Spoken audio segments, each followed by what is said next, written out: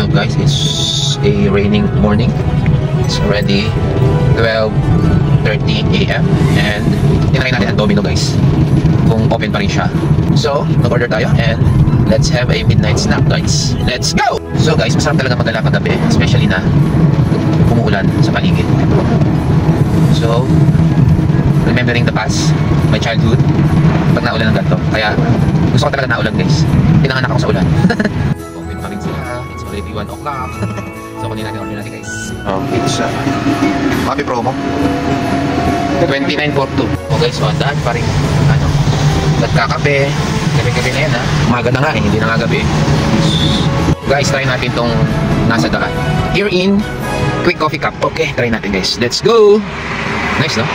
Nice na yung bago. Purple. So yun na nga guys, ito yung coffee na in a Quick Coffee Cup. Alright. Medyo maliit siya, tsaka mas maganda yung dating lalabin. Dating Domino. So nagpa-petrol muna tayo, naubos na tayo ng gas guys. So 50 is equals to ilang liters siya?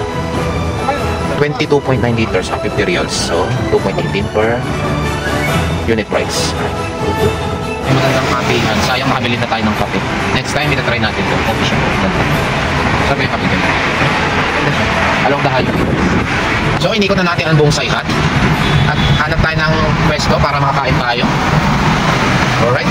Kasi guys, mas maganda yung cup noong doon sa may dati kong binilhan. Doon lang siya. Pero, ito, tikman natin ang kaniyang kape kung ayos ba or ano ba nasa, ano ba pagkakaiba. Alright? Let's try it. So guys, all I can say is medyo mapait siya guys. Mas mapait siya dun compare dun sa dati.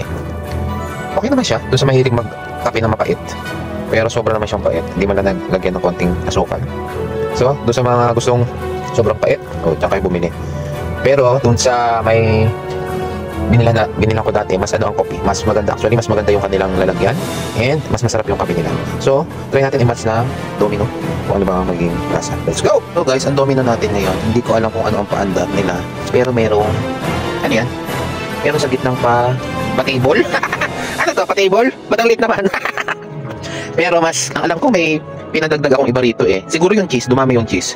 Kasi medyo mas mahal to eh, 40 to eh. Dati yung regular lang mga 35. Pag walang promo. Ito may 40 siya. Tingin ko gawa nung pinaad ko mga cheese sa order. So mukhang mas masarap siya. So try natin guys. May pa-table. Ito bang 5 real? Hindi yata 5 real. Kaya nagkaroon. So let's try guys. Guys, mas masarap tong Domino na ito. Kasi may mga pinaad ako dito eh. Siguro yung cheese kaya dumami. Mas masarap siya. I like it very much. Ang sarap niya. Siguro yung sa cheese. So try nyo pag bili kayo guys. Huwag kayong mag-settle doon lang sa regular na pizza. Try nyo magpa-add ng mga cheese. Mas masarap siya. Mas masarap siya.